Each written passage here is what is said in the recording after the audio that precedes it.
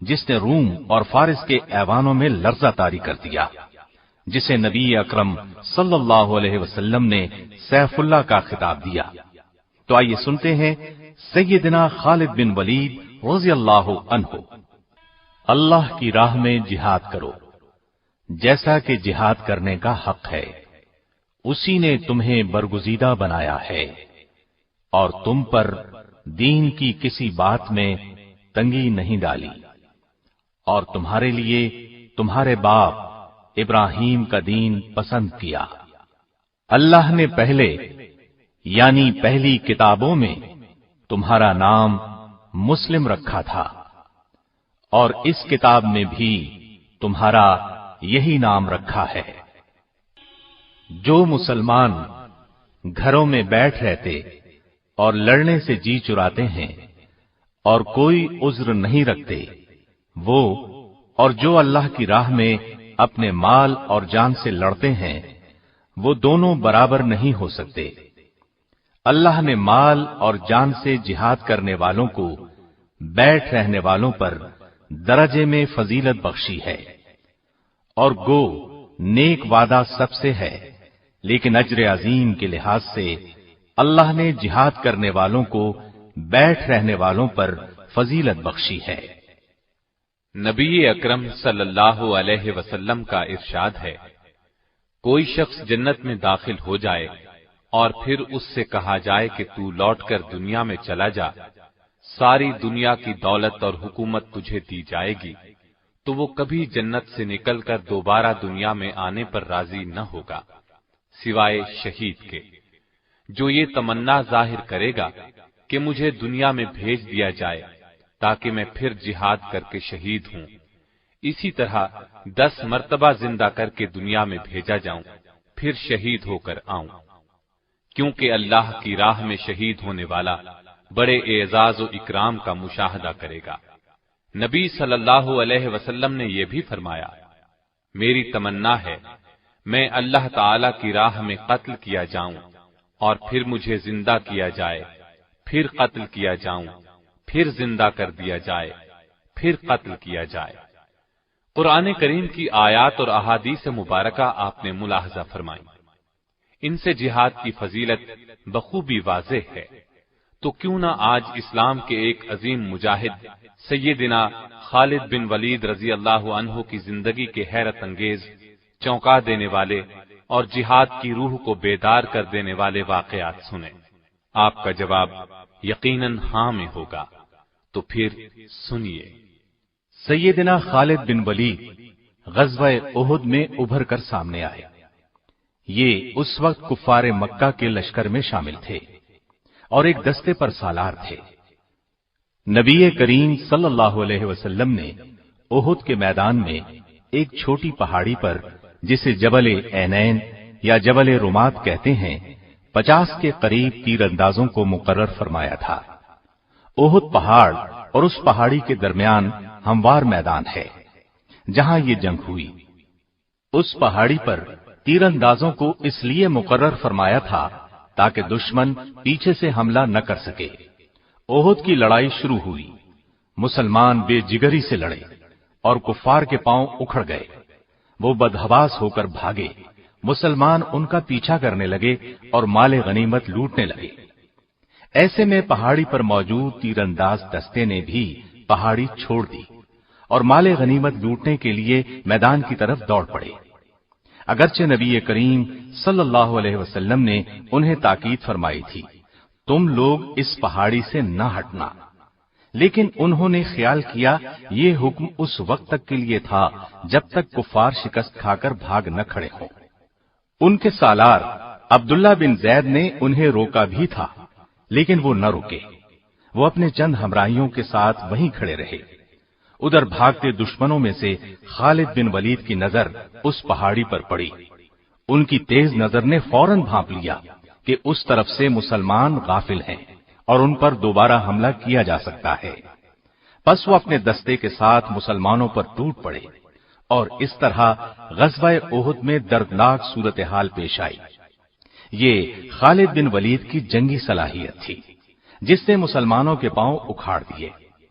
گویا اسلام لانے سے پہلے بھی یہ اپنی صلاحیتوں کا لوہا منوا چکے تھے۔ اسلام نے ان کی شخصیت میں جو جلا پیدا کی، اب اس کا حال سنیے۔ اپنے اسلام لانے کا واقعہ خود انہی کی زبانی سنیے۔ فرماتے ہیں، خالد بن ولید فرماتے ہیں، اسلام قبول کرنے سے پہلے میں قریب ہر مارکے میں رسول اللہ صلی اللہ علیہ وسلم کے مقابلے میں خم ٹھونک کر آیا، لیکن ہر مرتبہ آپ کا رعب اور دبدبہ میرے دل پر طاری ہوا، یہاں تک کہ اللہ تعالی نے میرے دل میں اسلام کی محبت پیدا کر دی۔ ایک مرتبہ رسول اللہ صلی اللہ علیہ وسلم اپنے صحابہ رضی اللہ عنہم کو میدان جنگ میں ظہر کی نماز پڑھا رہے تھے۔ میں نے دل میں سوچا، یہ بہت اچھا موقع ہے، اس وقت حملہ کر دیا جائے تو مسلمانوں کو زبردست نقصان پہنچایا جا سکتا ہے، لیکن حوصلہ نہیں پڑ رہا تھا۔ مجھے یوں لگا جیسے کوئی غیبی طاقت مجھے روک رہی ہے۔ پھر نبی صلی اللہ علیہ وسلم نے اسی میدان میں عصر کی نماز پڑھائی۔ ایک بار پھر سوچا حملہ کروں، لیکن قدم آگے نہ بڑھے۔ اس وقت میں نے جان لیا پردہ غیب سے ان کی مدد ہو رہی ہے۔ یہ یقیناً خطہ عرب بلکہ پوری دنیا پر غالب آئیں گے۔ جب مکہ فتح ہو گیا اور نبی صلی اللہ علیہ وسلم مدینہ واپس تشریف لے گئے تو اس وقت میں اپنے بارے میں سوچنے لگا، اب میں کیا کروں؟ کہاں جاؤں؟ حبشہ چلا جاؤں یا شاہ ہرقل کے پاس چلا جاؤں؟ اپنا آبائی مذہب چھوڑ کر یہودی ہو جاؤں یا عیسائیت اختیار کر لوں؟ یا کسی اجمی ملک کی راہ لوں یا اپنے گھر میں بیٹھ رہوں؟ غرض طرح طرح کے سوال ذہن میں آ رہے تھے۔ انہی خیالات میں گم تھا کہ مجھے اپنے بھائی کا خط ملا۔ اس نے لکھا تھا، پیارے بھائی، میرے آقا نبی صلی اللہ علیہ وسلم نے ایک دن مجھ سے آپ کے بارے میں پوچھا تھا کہ خالد کہاں ہے؟ تو میں نے عرض کیا کہ اے اللہ کے رسول صلی اللہ علیہ وسلم، ایک دن میں خالد کو ضرور آپ کی خدمت میں لے آؤں گا۔ یہ ہو نہیں سکتا کہ میرا ذہین اور فہیم بھائی اسلام جیسی نعمت سے محروم رہ جائے۔ میں خط کے یہ الفاظ پڑھ کر جھوم اٹھا۔ آپ نے مجھے یاد فرمایا تھا۔ اسی دوران میں نے ایک گہری نیند میں خواب دیکھا۔ کیا دیکھتا ہوں، ایک تنگ و تاریک اور بے آب و گیاہ جگہ سے سرسبز، شاداب اور کھلے میدان کی طرف جا رہا ہوں۔ آنکھ کھلی تو دل میں ایک خوشگوار احساس پیدا ہوا اور میں نے مدینے جانے کا پختہ ارادہ کر لیا۔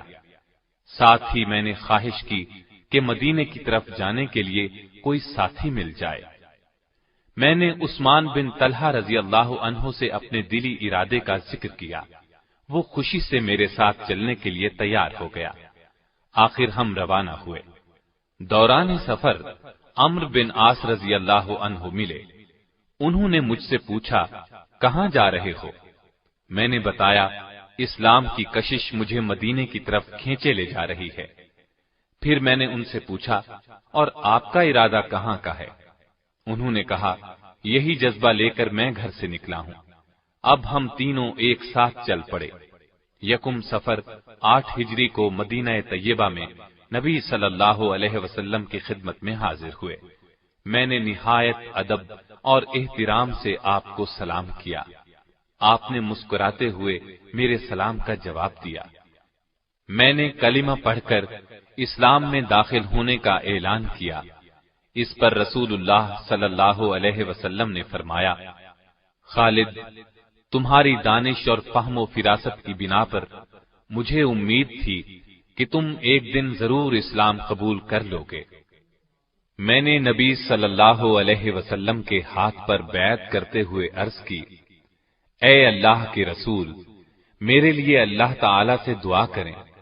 میں لوگوں کو تلوار کے ذریعے اسلام سے روکتا رہا ہوں اور مسلمانوں کے لیے طرح طرح کی مشکلات پیدا کرتا رہا ہوں۔ نبی صلی اللہ علیہ وسلم نے میری پریشانی دیکھ کر فرمایا، گھبراؤ نہیں خالد، اسلام قبول کرنے سے دور جاہلیت کے تمام گناہ خود بخود مٹ جاتے ہیں۔ میں نے عرض کیا، اس کے باوجود میری درخواست ہے، آپ میرے حق میں ضرور دعا کریں۔ چنانچہ نبی صلی اللہ علیہ وسلم نے میرے لیے دعا فرمائی۔ الہی خالد بن ولید کو بخش دے، الہی خالد بن ولید پر رحم فرما، الہی اس کی جملہ خطائیں معاف فرما، بلا شبہ تو بخشنے والا مہربان ہے۔ خالد بن ولید فرماتے ہیں، میں نے اپنا خواب ابو بکر رضی اللہ عنہ کو سنایا تو انہوں نے تعبیر بیان کرتے ہوئے فرمایا، تنگ و تاریک جگہ سے مراد کفر و شرک کی زندگی ہے، اور سرسبز شاداب میدان سے مراد اسلام ہے۔ اللہ تعالی آپ کو کفر کی تاریکیوں سے اسلام کے وسیع اور روشن میدان کی طرف لے آیا ہے۔ اسلام قبول کرنا آپ کو مبارک ہو۔ خالد بن ولید کسی خوف یا لالچ کی بنیاد پر اسلام میں داخل نہیں ہوئے تھے۔ نبی کریم صلی اللہ علیہ وسلم کی شخصیت نے انہیں متاثر کیا تھا۔ اسلام کی عظمت ان کے دل میں گھر کر گئی تھی۔ انہوں نے جب تک اسلام قبول نہیں کیا تھا اس وقت تک یہ مسلمانوں کے خطرناک دشمن تھے۔ غزوہ احد کی مثال ہمارے سامنے ہے، لیکن جب یہی جمع سال مرد میدان اسلام کے پرچم تلے آئے تو ہر موقع پر انہوں نے سچے دل اور خلوص نیت کے ساتھ اسلام کے لیے تن من اور دھن کی بازی لگائی۔ انہوں نے اپنی پوری زندگی حق کی خاطر لڑتے ہوئے گزاری۔ ان کی زندگی میں بعض بہت مشکل لمحات بھی آئے، لیکن ہر مرحلے پر انہوں نے خوف اور نا امیدی کو اپنے قریب نہیں آنے دیا۔ انہوں نے جنگی تاریخ میں ایسے کارنامے انجام دیے کہ دنیا دنگ رہ گئی۔ آپ کی جرت، شجاعت اور عظمت کا اعتراف دشمن نے بھی کیا ہے۔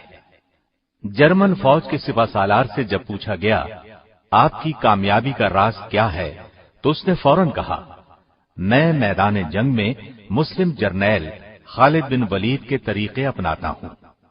اس میں کوئی شک نہیں کہ خالد بن ولید ایک مدبر سپہ سالار تھے۔ یہی وجہ تھی کہ قیصر و کسریٰ ان کے قدموں میں آ گرے۔ روم اور فارس کے جنگی وسائل ان کے راستے میں کوئی رکاوٹ نہ بن سکے۔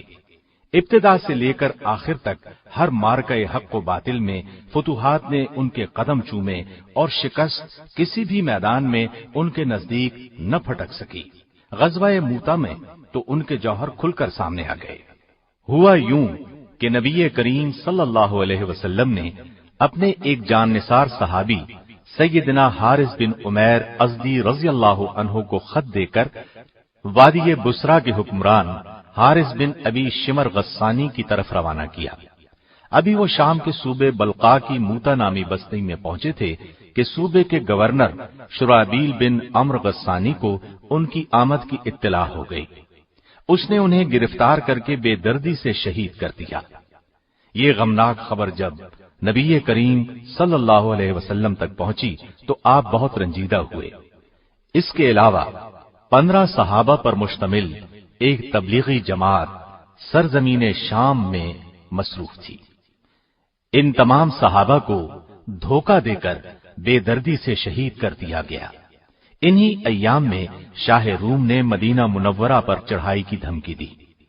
ان تمام اسباب کی وجہ سے نبی اکرم صلی اللہ علیہ وسلم نے سیدنا زید بن حارثہ کی قیادت میں ایک لشکر روانہ کیا اور ساتھ ہی ارشاد فرمایا کہ اگر جنگ کے دوران زید شہید ہو جائیں تو جعفر بن ابی طالب کو سپہ سالار بنایا جائے، وہ شہید ہو جائیں تو عبداللہ بن رواحہ کو قائد بنایا جائے، وہ بھی شہید ہو جائیں تو مجاہدین اپنی مرضی سے قائد منتخب کر لیں۔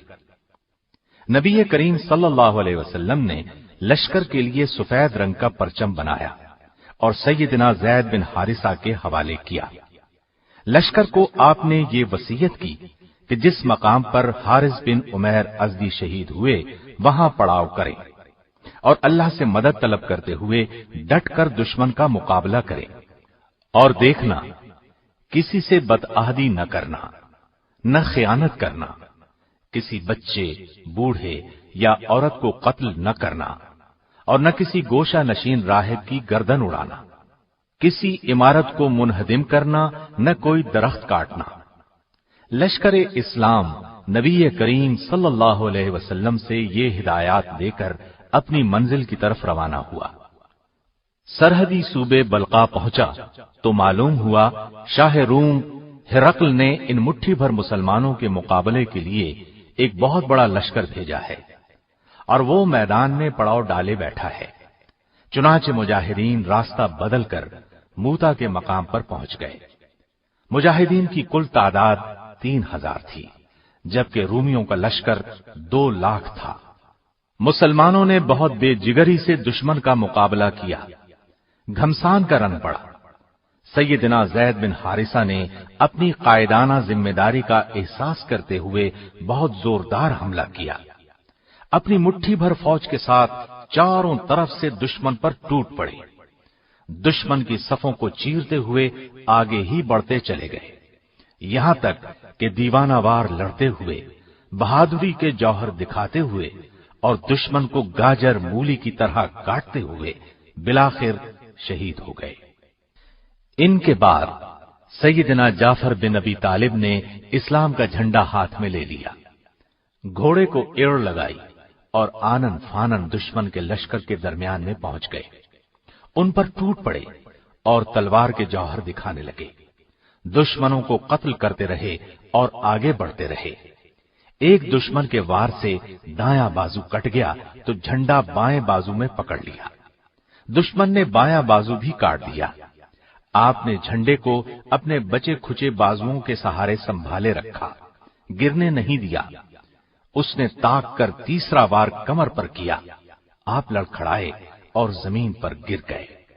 इस तरह आप भी शहादत के रुतबे पर फाइज हुए। इनके बाद नबी करीम सल्लल्लाहु अलैहि वसल्लम के इरशाद के मुताबिक सैयदना अब्दुल्ला बिन रवाहा ने झंडा संभाला। ये भी बहादुरी और जवांमर्दी के जौहर दिखाते हुए शहीद हो गए। मुसलसल 3 जर्नैलों की शहादत के बाद मुसलमानों के हौसले पस्त होते महसूस हुए। लश्कर इस्लाम का झंडा गिर चुका था। हर तरफ परेशानी का आलम तारी था। मुजाहिदीन यूं भी तादाद में बहुत कम थे। ऐसे नाजुक वक्त में सैयदना साबित बिन अरकम ने झंडा उठा लिया और बुलंद आवाज में बोले, ए भाई खालिद बिन वलीद, मेहरबानी करके इस झंडे को आप अपने हाथ में ले लीजिए। इस मुश्किल तरीन वक्त में आप ही क़ियादत का फरीजा सरंजाम दे सकते हैं। इस पर सैयदना खालिद बिन वलीद ने फरमाया, आप झंडा अपने पास रखिए, आप मुझसे अफजल हैं। आपने ग़ज़वा बद्र में भी हिस्सा लिया है, लिहाजा लश्कर इस्लाम की क़ियादत आपका हक है। उनकी बात सुनकर साबित बिन अरकम ने कहा, मैदान कारजार में अपनी जवांमर्दी के जौहर दिखाने में आपसे बेहतर इस लश्कर में कोई नहीं। अल्लाह की कसम, ये झंडा मैंने आपके हाथ में देने के लिए ही उठाया है। मुझ समेत सभी की ख्वाहिश है कि इन संगीन हालात में ये जिम्मेदारी आप संभालें। ये कहकर उन्होंने बुलंद आवाज में कहा, मुजाहिदो, क्या तुम खालिद बिन वलीद को अपना सिपा सालार तस्लीम करते हो?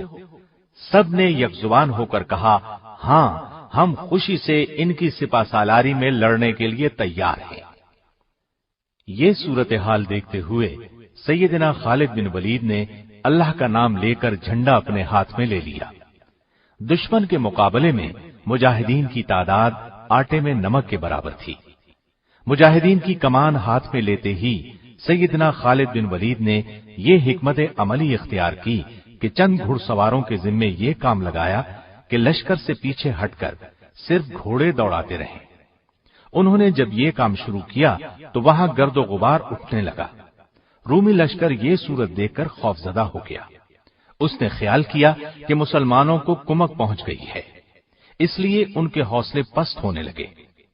खालिद बिन वलीद ने अपनी फौज को पीछे सरकाना शुरू किया और बड़ी एहतियात और हिफाजत से अपने लश्कर को दुश्मन के नरगे से निकाल लाए, वरना इस्लामी फौज पूरी तरह रूमी फौज के नरगे में आ चुकी थी।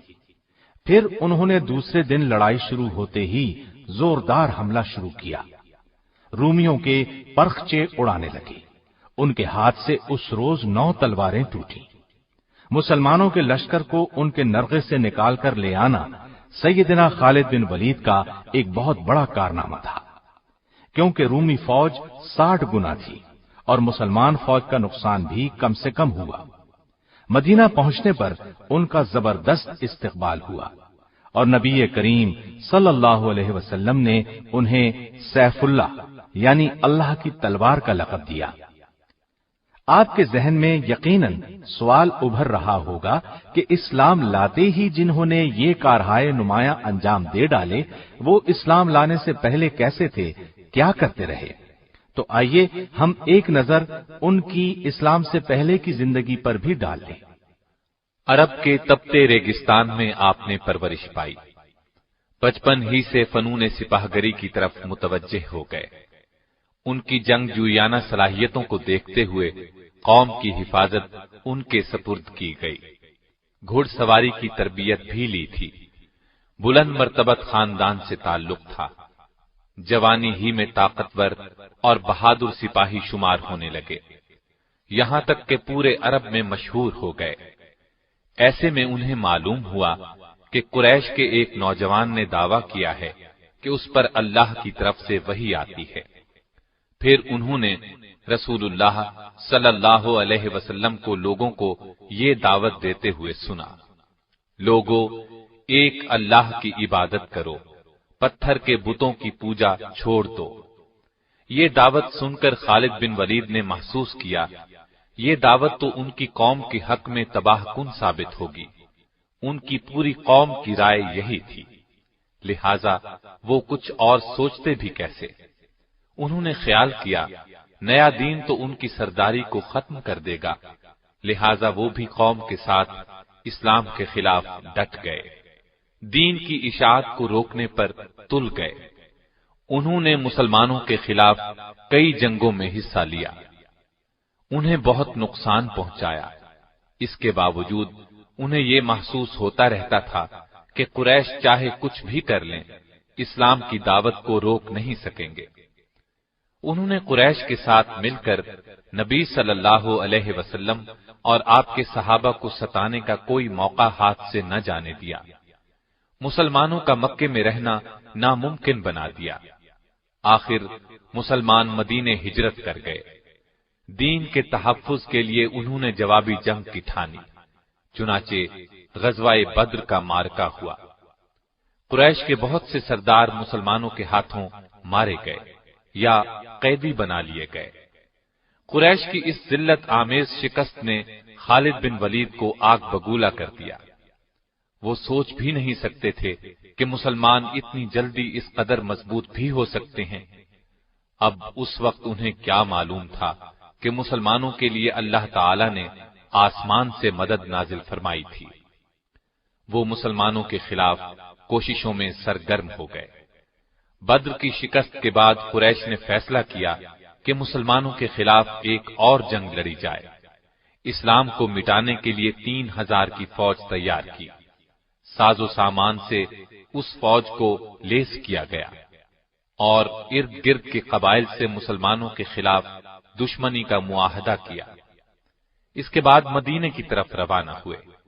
उहुद के मकाम पर मुसलमानों से सामना हुआ, जिनकी कुल तादाद 700 थी। इस लड़ाई का हाल हम बयान कर ही चुके हैं।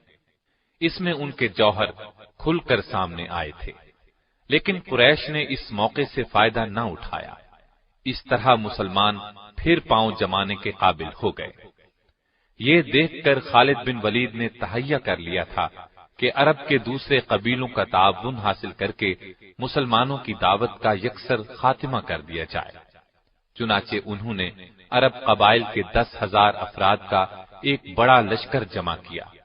इसीलिए इस जंग को जंग अहजाब कहा जाता है। अहजाब अरबी में हिज्ब की जमा है, जिसके माना गिरोह के हैं। यानी इस मौके पर सारे इस्लाम दुश्मन गिरोह और कबीले जमा हो गए थे।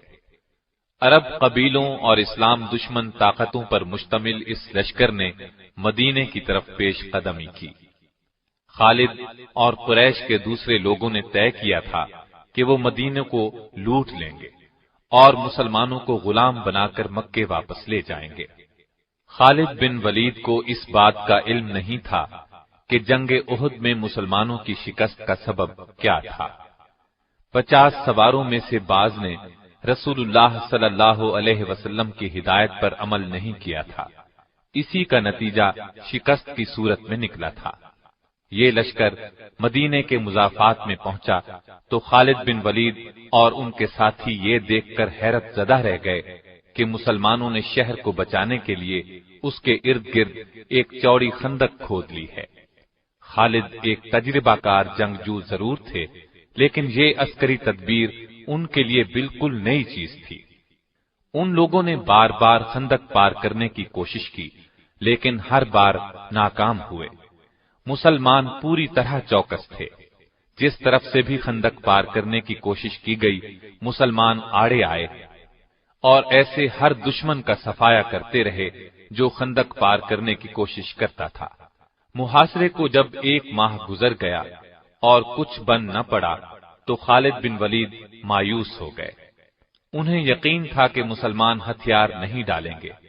پھر اللہ کے حکم سے تیز آندھی چلی، اس نے کفار کو تتر بتر کر دیا، خیمے اڑا کر رکھ دیے۔ لشکر میں ہولناک افراتفری مچ گئی۔ خالد بن ولید نے انہیں روکنے کی کوشش کی، ان کا حوصلہ بڑھانے کی کوشش کرتے رہے، لیکن وہ لوگ اچھی طرح محسوس کر چکے تھے کہ مسلمان ہتھیار نہیں ڈالیں گے۔ آخر قریش بھاگ کھڑے ہوئے۔ دشمنوں سے نجات پانے کے بعد رسول اللہ صلی اللہ علیہ وسلم اور صحابہ کرام نے عمرے کا ارادہ فرمایا۔ وہ معمولی ہتھیاروں کے ساتھ اس امید پر مکے کی طرف روانہ ہوئے کہ قریش انہیں عمرے سے نہیں روکیں گے، لیکن جب یہ لوگ مکے کے نزدیک پہنچے تو وہ آڑے آئے۔ انہوں نے خیال کیا مسلمانوں کی آمد ان کے لیے خطرہ ہے۔ ایسے میں خالد بن ولید کچھ سواروں کے ساتھ آگے بڑھے اور حدیبیہ کے مقام پر مسلمانوں کا راستہ روک لیا۔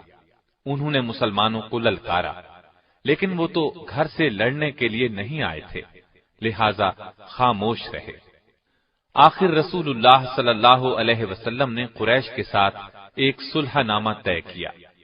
طے یہ پایا کہ مسلمان اور قریش مکہ 10 سال تک نہیں لڑیں گے، اور یہ کہ مسلمان اب واپس مدینے چلے جائیں، آئندہ سال عمرہ کرنے کے لیے آئیں۔ اس معاہدے کی کچھ اور شرائط بھی تھیں۔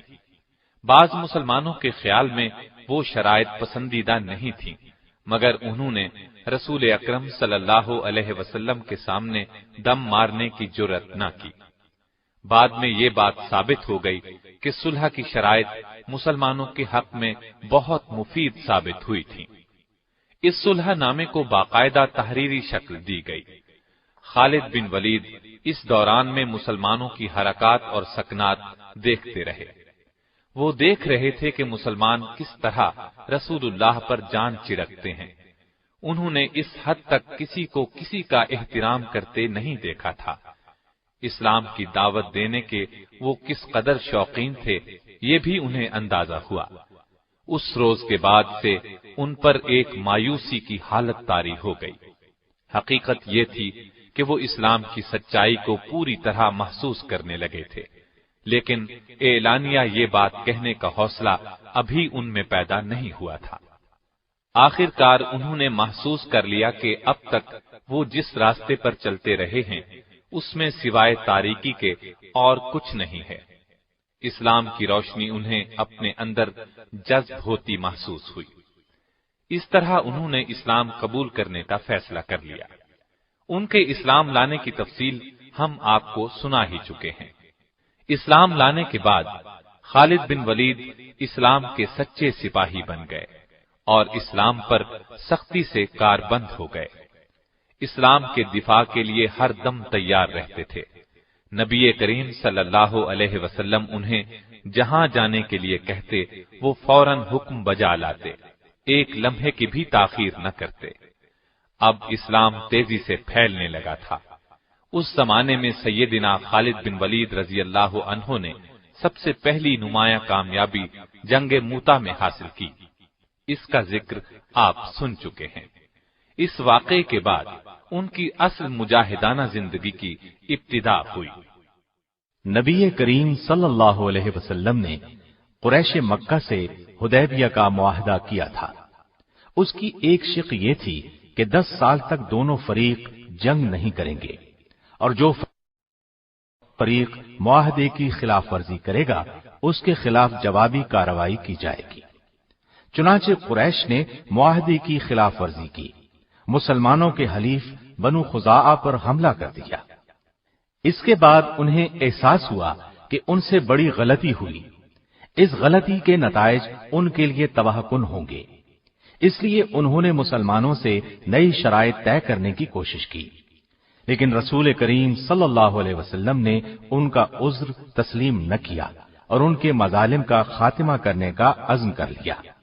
نبی کریم صلی اللہ علیہ وسلم 10,000 کے لشکر کے ساتھ مکے کی طرف روانہ ہوئے۔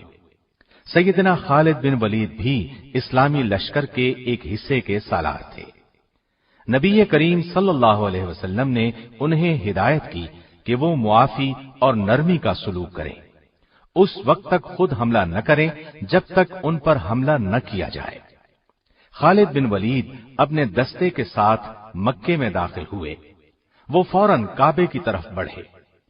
کعبے میں مشرکین نے عبادت کے لیے ہر قسم کے بت رکھے ہوئے تھے، وہ نبی کریم صلی اللہ علیہ وسلم کے حکم پر ان بتوں کو توڑنے اور کعبے کے نواح سے بت پرستی کی نشانیاں مٹانے لگے، اور نبی کریم صلی اللہ علیہ وسلم نے مکے میں داخل ہو کر فرمایا، لوگو، آج کے دن تم آزاد ہو، تم میں سے کسی کو نقصان نہیں پہنچایا جائے گا۔ آپ صلی اللہ علیہ وسلم کا یہ اعلان سن کر خالد بن ولید نے محسوس کیا کہ نبی کریم صلی اللہ علیہ وسلم کس قدر عظیم انسان ہیں۔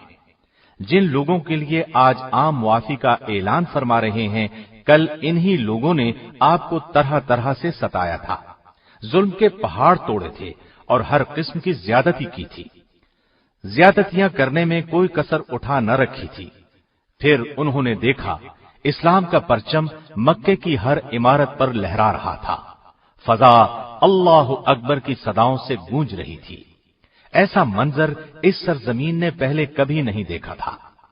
خالد بن ولید دوسرے صحابہ رضی اللہ عنہم کے ساتھ اللہ کے حضور سر بسجود ہو گئے، اس کی اس نعمت کا شکر ادا کرنے لگے جو مسلمانوں کو عطا کی گئی تھی۔ خالد بن ولید رسول اللہ صلی اللہ علیہ وسلم کے بہت نزدیک رہے، انہوں نے اسلام کے دشمنوں کے خلاف ہر جہاد میں حصہ لیا۔ نبی کریم صلی اللہ علیہ وسلم نے فتح مکہ کے بعد محسوس کیا کہ قبیلہ حوازن اسلام کے راستے میں رکاوٹ بن رہا ہے۔ آپ نے 12,000 مجاہدین کے ساتھ ان لوگوں پر چڑھائی کی اور انہیں سبق سکھایا۔ خالد بن ولید اس غزوے میں بھی شریک رہے، وہ عرب قبائل کو اسلام کے دائرے میں لانے کی تگ و دو کرتے رہے۔ مکے کے ارد گرد کے قبائل پر غلبہ پانے کے بعد مدینہ واپس تشریف لائے اور حج کی تیاری شروع کر دی۔ پھر نبی کریم صلی اللہ علیہ وسلم کی قیادت میں 1,00,000 سے زائد مسلمان حج ادا کرنے کے لیے مکے کی طرف روانہ ہوئے۔ سیدنا خالد بن ولید بھی آپ کے ساتھ تھے۔ انہوں نے میدان عرفات میں نبی کریم صلی اللہ علیہ وسلم کا خطبہ بہت غور سے سنا اور سمجھ گئے کہ آپ کی رحلت کا وقت قریب آ پہنچا ہے۔ حج کے سفر سے واپسی پر نبی کریم صلی اللہ علیہ وسلم علیل ہو گئے۔ تمام صحابہ رضی اللہ عنہم بہت اداس تھے، انہیں اس بات کی گھبراہٹ تھی کہ کہیں رسول اکرم صلی اللہ علیہ وسلم رحلت نہ فرما جائیں، جبکہ نبی کریم صلی اللہ علیہ وسلم کی رہنمائی اور قیادت کی ابھی بہت ضرورت تھی۔ آخر کئی روز کی علالت کے بعد نبی کریم صلی اللہ علیہ وسلم دنیا سے رخصت ہو گئے۔ انا للہ و انا الیہ راجعون۔ صحابہ پر غم کا پہاڑ ٹوٹ پڑا۔ خالد بن ولید بھی دوسروں کی طرح بہت غمزدہ تھے۔ آخر کار سب نے یہ حقیقت تسلیم کر لی کہ ہر انسان کو ایک دن یہ عارضی زندگی چھوڑ کر دوسرے جہاں جانا ہے۔ نبی کریم صلی اللہ علیہ وسلم کے بعد سیدنا ابو بکر صدیق رضی اللہ عنہ کو خلیفہ منتخب کر لیا گیا۔ دوسری طرف عرب کے بعض قبائل مرتد ہو گئے، چند افراد نے جھوٹی نبوت کا دعویٰ کر دیا، انہوں نے مدینے کی مرکزی حکومت کے خلاف ایک فتنہ کھڑا کر دیا۔ خلیفہ اول سیدنا ابو بکر نے مرتدوں کو سبق سکھانے کا فیصلہ فرمایا، ان سے مقابلے کے لیے ایک فوج تیار کی۔ طلیحہ بن خویلد وہ ناہنجار شخص تھا جس نے نبی کریم صلی اللہ علیہ وسلم کے بیمار ہونے کی خبر سنتے ہی نبوت کا دعویٰ کر دیا تھا۔ سیدنا ابو بکر صدیق نے خالد بن ولید کو پہلے اس کی طرف روانہ کیا۔ آپ منزل پر پہنچے اور طلیحہ اور اس کے پیروکاروں کو شکست فاش دی۔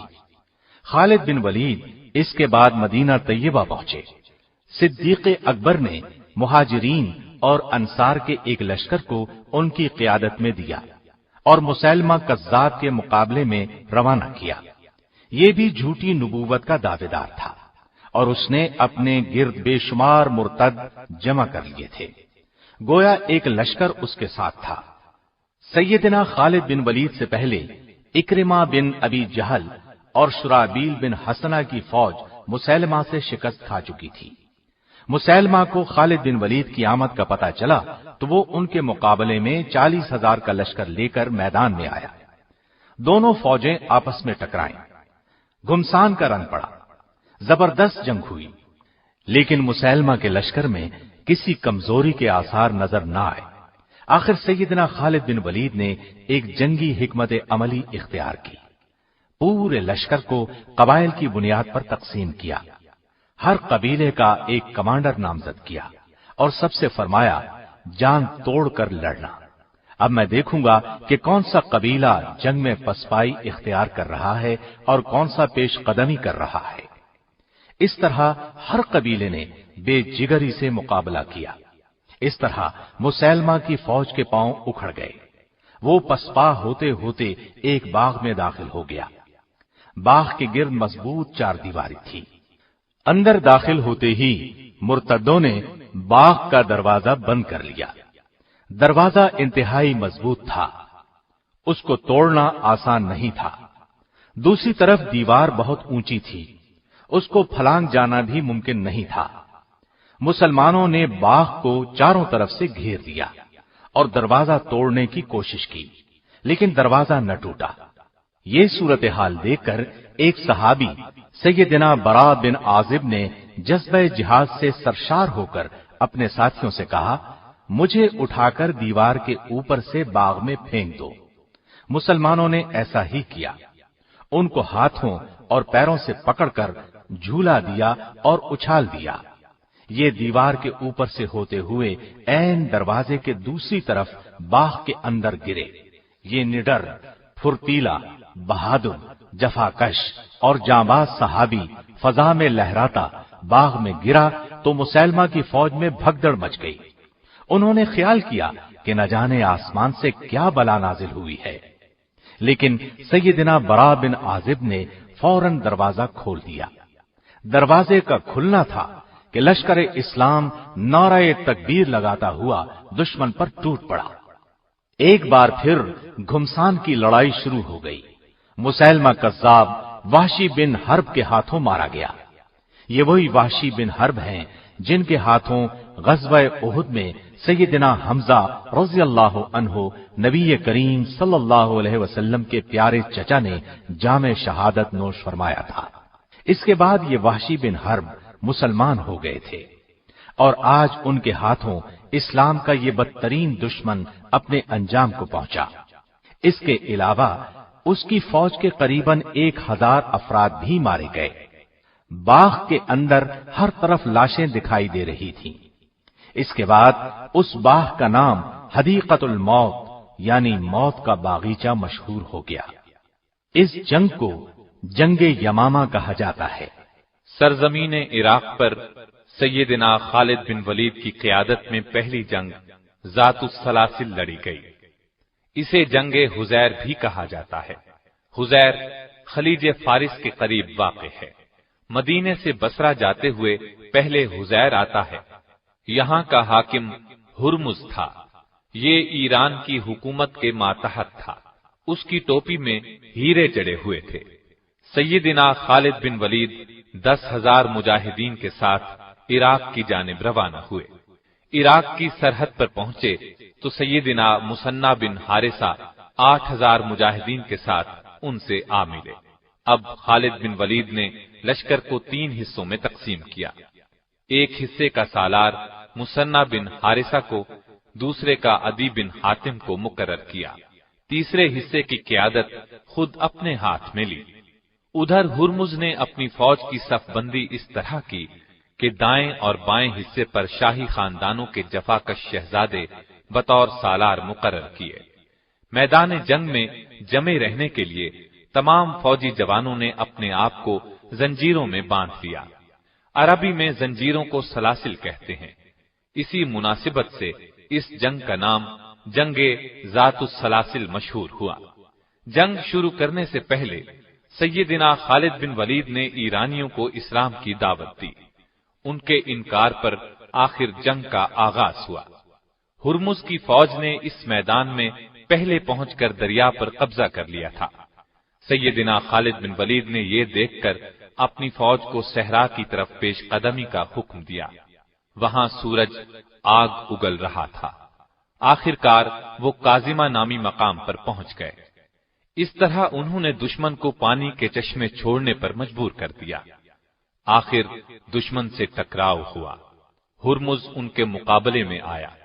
خالد بن ولید نے اس پر ایسا کاری وار کیا کہ وہ اپنے ہی خون میں نہا کر گھٹنوں کے بل گرا۔ ہرمز کے قتل سے ایرانی فوج کا جوش جاتا رہا۔ مسلمانوں کا رعب ان کے دلوں میں بیٹھ گیا۔ اس کے بعد پرجوش حملوں کی تاب نہ لا کر وہ منتشر ہو گئے۔ فارسیوں کا بہت زیادہ نقصان ہوا۔ مسلمانوں نے ان کا تعاقب کیا اور بے شمار فارسیوں کو تہس نہس کر دیا۔ اس طرح انہیں مسلمانوں کے ہاتھوں شرمناک شکست سے دوچار ہونا پڑا۔ اس جنگ کی نمایاں بات یہ تھی کہ خالد بن ولید نے دشمن کی جنگی حکمت عملی کو ناکام بنا دیا اور انہیں اپنی حکمت عملی کے تحت لڑنے پر مجبور کر دیا۔ جنگ کے بعد انہوں نے مدینے میں مال غنیمت میں شامل ایک ہاتھی بھی بھیجا۔ مدینے کے لوگوں نے زندگی میں پہلی بار ہاتھی دیکھا۔ وہ اس قدر ڈیل ڈول والے عجیب و غریب جانور کو دیکھ کر حیران رہ گئے۔ اس لڑائی میں ہرمز کی ایک ٹوپی بھی ہاتھ لگی۔ اس ٹوپی میں نہایت بیش قیمت ہیرے جواہرات جڑے ہوئے تھے۔ مال غنیمت کی تقسیم کے وقت یہ ٹوپی سیدنا خالد بن ولید کے حصے میں آئی۔ اس کی قیمت کا اندازہ لگایا گیا۔ وہ قریباً 1,00,000 درہم کی ثابت ہوئی۔ پے در پے فتوحات نے جہاں کفار کے اندر ہلچل مچا دی تھی، وہاں مسلمانوں کے حوصلے بہت بلند کر دیے تھے۔ مسلمانوں کا سیل رواں کسی کے روکے رک نہیں رہا تھا۔ بلا شبہ یہ دور مسلمانوں کی تاریخ کا تابناک ترین دور تھا۔ ہیرا اور اب اللہ کے درمیان دریائے فرات کے کنارے الیس نامی علاقہ ہے۔ عراق میں آباد عرب قبائل نے ایرانیوں کے ساتھ مل کر اسلامی لشکر کا مقابلہ کرنے کا پروگرام ترتیب دیا۔ یہ قبائل مسلمانوں سے پے در پے شکست کھانے کے بعد مسلمانوں کے خلاف بکھرے ہوئے تھے، چنانچہ اس علاقے میں جمع ہوئے۔ ادھر سیدنا خالد بن ولید نے اس مقام پر پہنچ کر دشمن پر حملہ کیا۔ دشمن کے لشکر میں نامی گرامی شاہ سوار مالک بن قیس موجود تھا۔ وہ آپ کے مقابلے پر آیا۔ آپ نے ایک ہی وار میں اسے ڈھیر کر دیا۔ یہ منظر دیکھ کر دشمن فوج پر ہیبت طاری ہو گئی۔ لشکر کے لیے کھانا تیار تھا، لیکن ان پر ایسا خوف طاری ہوا کہ کھانا میدان میں چھوڑ کر بھاگ نکلے۔ اس کھانے میں سفید چپاتیاں تھیں جن سے مسلمان ناآشنا تھے۔ انہوں نے ایسا کھانا پہلی مرتبہ دیکھا تھا۔ مسلمانوں نے بھاگتے ہوئے دشمن کا تعاقب کیا اور انہیں کاٹتے چلے گئے۔ اس لڑائی کو جنگ الیس کہتے ہیں۔ کافروں کے 70,000 کے قریب آدمی مارے گئے۔ اس کے بعد سیدنا خالد بن ولید ہیرا کی طرف متوجہ ہوئے۔ عرب قبائل کو قابو میں رکھنے کے لیے ضروری تھا کہ ہیرا پر قبضہ کیا جائے، اس لیے اس عظیم جرنیل نے ہیرا کا رخ کیا۔ یہ علاقہ بھی دریائے فرات کے کنارے واقع تھا۔ سیدنا خالد بن ولید نے कश्तियों के जरिए रास्ता तय किया। उधर हीरा के गवर्नर को इस्लामी लश्कर की पेश कदमी का इल्म हुआ। उसने अपने बेटे की कमान में बहुत से जंगजू रवाना किए ताकि मुसलमानों की पेश कदमी को हीरा से पहले ही रोक दिया जाए। गवर्नर का बेटा खालिद बिन वलीद के मुकाबले में आया। वो उनके हाथों कत्ल हुआ। बेटे के कत्ल की खबर सुनकर गवर्नर घबरा गया और किले में बंद हो गया। हीरा में बहुत मजबूत और आलीशान किले तामीर किए गए थे ताकि जरूरत के वक्त उनको अपनी हिफाजत के लिए काम में लाया जाए। लिहाजा अहले हीरा मुजाहिदीन से खौफजदा होकर किले में चले गए। मुजाहिदीन ने भी किले का मुहासरा कर लिया। एक दिन और एक रात मुहासरा जारी रहा। आखिर किसी तरह चंद मुजाहिदीन किले में दाखिल हो गए।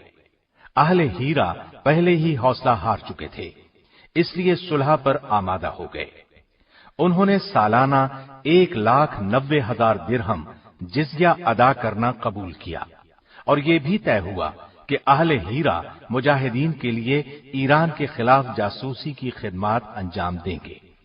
तय पाया कि मुजाहिदीन उनकी इबादतगाहों को कोई नुकसान नहीं पहुंचाएंगे। सैयदना खालिद बिन वलीद ने 1 साल हीरा में क़याम किया। इस 1 साल के अरसे में इर्द गिर्द फौजी दस्ते भेजकर नुमाया कामयाबियां हासिल की। सैयदना खालिद बिन वलीद की देरीना ख्वाहिश थी कि इस्लामी रियासत की शिमाली सरहदों पर रोमियों का कला कमा किया जाए। चुनाचे उन्होंने 36,000 का लश्कर जमा किया। दिलेर और तजर्बाकार सालारों को उसकी क़यादत सौंपी। लश्कर को कई दस्तों में तकसीम किया। उन्हें हुक्म दिया कि अलग अलग दस्तों की सूरत में आगे बढ़ें और यरमूक के मकाम पर जा मिलें। इस्लामी लश्कर जब तयशुदा प्रोग्राम के मुताबिक यरमूक के मकाम पर जमा हुआ तो पता चला कि उनके मुकाबले में 2 लाख का लश्कर सफारा हो चुका है। इस्लामी लश्कर के सालारों ने आपस में मशवरा किया और इस नतीजे पर पहुंचे कि दानिशमंदी का तकाजा ये है कि खलीफा को इस सूरत हाल की इत्तला दी जाए। मदीने में सैयदना अबू बकर सिद्दीक को सूरत हाल का इल्म हुआ तो उन्होंने खालिद बिन वलीद की तरफ कासिद रवाना किया। वो उस वक्त इराक के महाज पर थे। कासिद के जरिए उन्हें खलीफा का पैगाम मिला कि वो शाम पहुंचकर रूमियों के खिलाफ इस्लामी लश्कर की क़यादत करे। खालिद बिन वलीद रवाना हो गए। उनका सफर बहुत मुश्किल था। सहरा में से सफर करते हुए वो अपने 8,000 सिपाहियों के साथ आखिर यरमूक में मौजूद इस्लामी लश्कर से जा मिले। उन्होंने एहतियात से सूरत हाल का जायजा लिया। लड़ाई का बाकायदा मंसूबा तैयार किया। उन्होंने देखा कि इस्लामी लश्कर 4 सालारों के तहत बटा हुआ है। इस वजह से एक मुत्तहिदा जंग लड़ना मुश्किल होगा। उन्होंने सालारों से मशवरा किया। उन्हें कायल किया कि सब दस्ते इकट्ठे कर लें ताकि कामयाब लड़ाई लड़ी जा सके। उस वक्त उन्होंने फौज के सामने ये तकरीर की, हमारा आज का दिन अल्लाह के लिए वक्फ है। दुश्मन पर फख्र या गुस्से के इजहार का कोई फायदा नहीं होगा। इखलास के साथ इस जिहाद में हिस्सा लो और अल्लाह की खुशनूदी के हकदार बन जाओ। अपने साथियों से उन्होंने ये दरखास्त की कि पहले रोज फौज की कमान उन्हें संभालने दी जाए। सब सालार उनकी कमान पर रजामंद हो गए। जंग शुरू होने से पहले रूमी सालार हामान ने खालिद बिन वलीद से मुलाकात की ख्वाहिश जाहिर की। वो मुलाकात के लिए तैयार हो गए। हामान ने उनसे कहा, हमारे इल्म में ये बात आई है कि तुम गुर्बत की वजह से अपने मुल्क से निकल आए हो। तुम चाहो तो मैं तुम में से हर एक को 10 दीनार कपड़े और खुराक दे सकता हूं। शर्त यह है कि अपने मुल्क में वापस चले जाओ। अगले साल भी मैं तुम्हें इसी कदर इनाम दूंगा। उसकी बात सुनकर खालिद बिन वलीद ने कहा, ये गुर्बत नहीं जो हमें यहां लाई है, बल्कि हम तो तुम्हारा खून पीना चाहते हैं।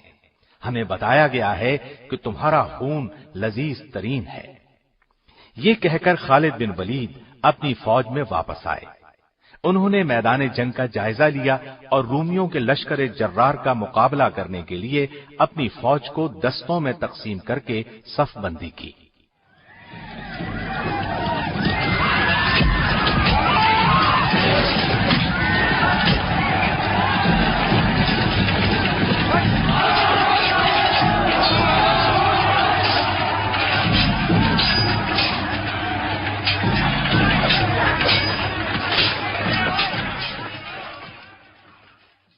यरमूक में जब तलवारें तलवारों से टकराईं तो फिजा अल्लाह अकबर के नारों से गूंज उठी। सर कट कट कर गिरने लगे। इंसानी जिस्म घोड़ों के सुमों तले कुचले जाने लगे। दोनों फौजें सारा दिन लड़ती रहीं। शाम को अपने पड़ाव में चली गईं। दूसरे दिन इस्लामी लश्कर ने रूमी फौज के कल्ब पर हमला किया और उनकी सफें दरहम बरहम कर दी। बिलाखिर रूमियों के पांव उखड़ गए। उन्होंने पीठ दिखाई और भागने लगे। मुसलमानों ने ताकुब किया और उन्हें गाजर मूली की तरह काटते चले गए। बहुत दूर तक पीछा करने के बाद लौटे। रूमियों का बेपनाह नुकसान हुआ। रुस्वाई अलग पल्ले पड़ी। ये बात भी नहीं कि खालिद बिन वलीद सिर्फ एक जंगजू थे, वो इस्लाम की अजमत का एक निशान भी थे। सच्चे मुसलमान थे, सिर्फ अल्लाह की रजा के लिए हर काम करते थे।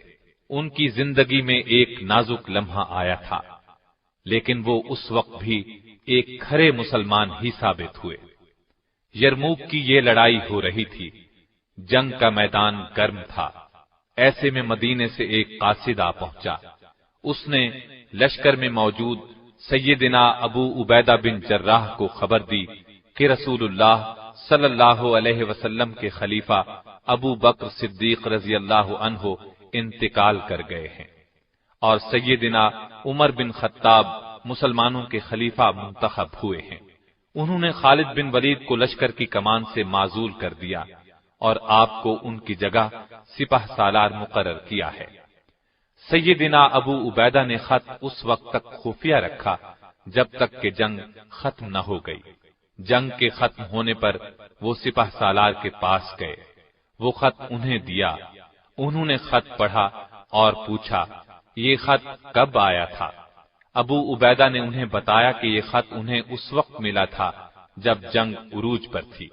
उन्होंने पूछा, आपने खत मुझे उस वक्त क्यों न दिया? अबू उबैदा ने कहा, वो वक्त खत देने के लिए मुनासिब नहीं था। सैयदना खालिद बिन वलीद ने उनकी तारीफ की, आगे बढ़कर उनकी पेशानी चूम ली। उस वक्त उनकी आंखों में आंसू तैर रहे थे। उन्होंने उसी वक्त फौज की कमान उनके सपुर्द कर दी। फिर उनकी क़यादत में एक सिपाही की हैसियत से लड़ते रहे। पहले की तरह कुफ्र के खिलाफ जिहाद में सरगर्म रहे, यहां तक कि मुसलमानों ने फलस्तीन और उर्दुन के तमाम इलाके फतह कर लिए। उन्होंने रूमियों को उन इलाकों से निकाल बाहर किया। रूमी बादशाह हिरकल को अपनी फौज की इबरतनाक शिकस्त की खबर मिली तो वो अपने फौजी पड़ाव हिम्स को छोड़कर वापस कुस्तुनतुनिया चला गया। उसने शाम को हमेशा के लिए खैरबाद कह दिया। यरमूक की लड़ाई में एक दिलचस्प वाकया ये पेश आया कि एक रूमी जर्नैल जर्जा ने सैयदना खालिद बिन वलीद से कहा, एक बात तो बताओ, क्या तुम्हारे नबी पर आसमान से कोई तलवार नाजिल हुई थी जो उन्होंने तुम्हारे हाथ में थमा दी और तुम्हें सैफुल्लाह कहा जाने लगा? इस पर सैयदना खालिद बिन वलीद ने फरमाया, अल्लाह ताला ने हमारी रहनुमाई के लिए एक रसूल भेजा। हम में से बाज ने उनकी तस्दीक की और दिलो जान से उनका साथ दिया। उनकी मोहब्बत का दम भरा, उनके हर हुक्म के सामने सर झुका दिया, जबकि बाज ने उनकी मुखालिफत पर कमर बांध ली। पहले मैं भी ऐसे लोगों में शामिल था। फिर अल्लाह ताला ने मेरा दिल इस्लाम की तरफ माइल कर दिया। मैं रसूलुल्लाह सल्लल्लाहु अलैहि वसल्लम के दस्ते मुबारक पर बैत करके दायरे इस्लाम में दाखिल हो गया।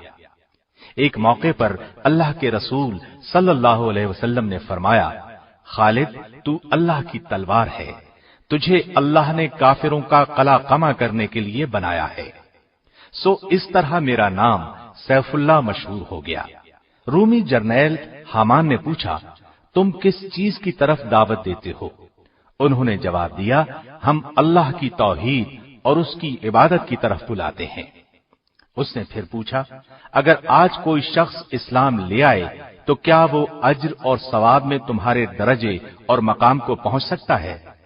ये सुनकर खालिद बिन वलीद ने फरमाया, यकीनन मुझसे भी 2 हाथ आगे बढ़ सकता है। ये सुनकर रूमी जर्नैल ने फौरन कहा, तब फिर मुझे भी मुसलमान कर ले।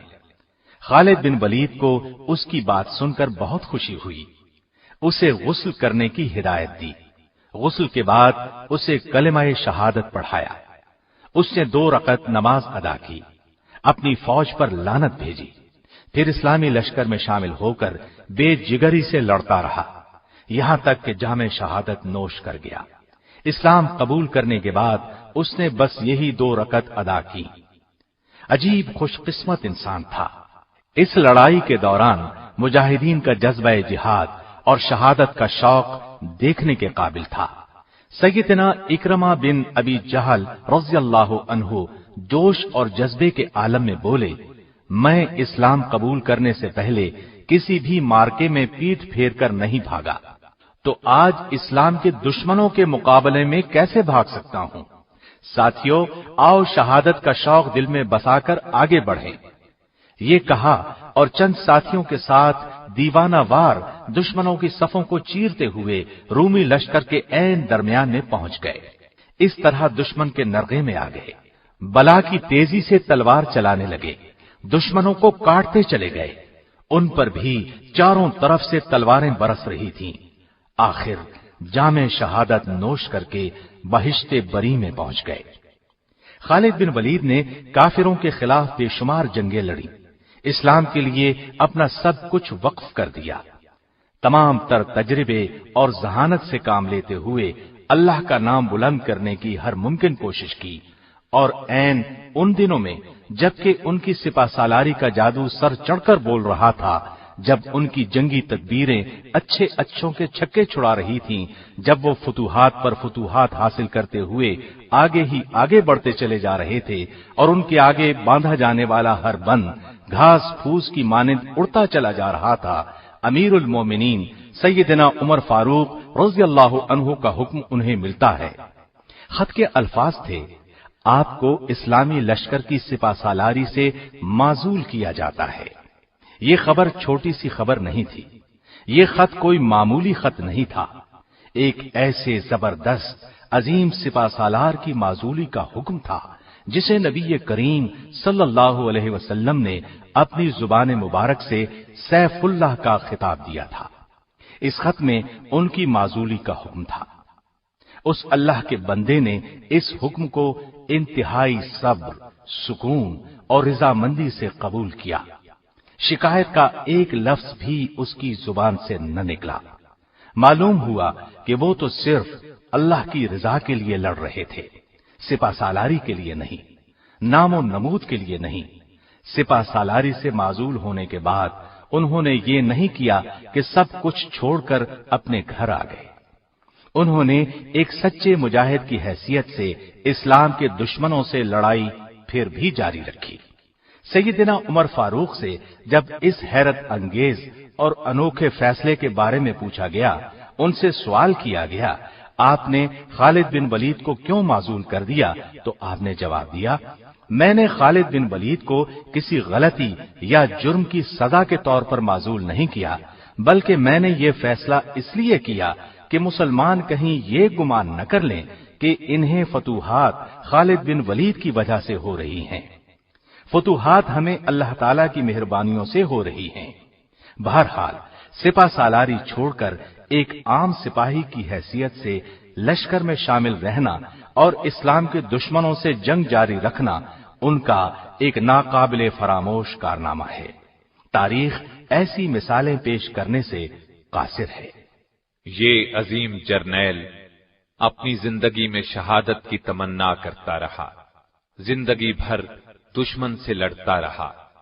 اس کے جسم پر کوئی حصہ ایسا نہیں تھا جہاں زخم کا نشان موجود نہ ہو، لیکن اللہ کی قدرت، شہادت کی موت ان کے نصیب میں نہیں تھی۔ دشمن جس کا نام سن کر کانپ جاتا تھا، وہ اپنی زندگی کے آخری دنوں میں ہمس شہر میں بستر پر لیٹا تھا اور آنسو بہاتے ہوئے غمگین انداز میں کہہ رہا تھا، افسوس، آج میں بستر کی موت مر رہا ہوں۔ اللہ کی قسم، میں نے شہادت کے شوق میں بے شمار جنگیں لڑیں، میرے بدن کا کوئی جوڑ، کوئی حصہ ایسا نہیں جس پر تیر یا تلوار کے زخم کا نشان نہ ہو، لیکن مجھے شہادت کی موت نہ مل سکی۔ اور ان الفاظ کے ساتھ ہی ان کی روح پرواز کر گئی۔ इन्ना लिल्लाहि व इन्ना इलैहि राजिऊन। उनके इंतकाल की खबर जब अमीरुल मोमिनीन सैयदना उमर फारूक को मिली तो आप बहुत रंजीदा हुए, और जब आपको पता चला कि उन्होंने एक घोड़ा और जंग में इस्तेमाल होने वाले हथियारों के सिवा पीछे कुछ नहीं छोड़ा, तो आंखों में बेइख्तियार आंसू आ गए और फरमाया, खालिद वाकई अजीम इंसान था। उनका जनाजा उठाया गया तो वालिदा ने गम में डूबे हुए लहजे में कहा, मेरे बच्चे, तू बिलाशुबा हजारों में एक था, शेर से बढ़कर दिलेर था और दरिया से बढ़कर सखी था। तूने उम्मत मुस्लिमा का दिफा उसी तरह किया जिस तरह शेर अपने बच्चों की हिफाजत करता है। अल्लाह का साया तुम पर सदा रहे। मेरी दिली दुआ है कि आखिरत में तुझे राहत, आराम और चैन नसीब हो। तू जिंदगी भर मेरी आंखों की ठंडक और दिल का सरूर बना रहा। अल्लाह तुझे आखिरत में खुशियां नसीब करे। बेटा, मैं तुझे रब्बे करीम के सुपुर्द करती हूँ। खालिद बिन वलीद रजी अल्लाह अन्हो को हिम्स में दफन किया गया। वो आइंदा नस्लों के लिए इस बात की अलामत बन गए कि उस जमाने के मुसलमान किस कदर दलेर और बहादुर थे। आप रजी अल्लाह अन्हो ने 21 हिजरी में वफात पाई। अल्लाह ताला उन पर बेशुमार रहमतें नाजिल करे। आमीन।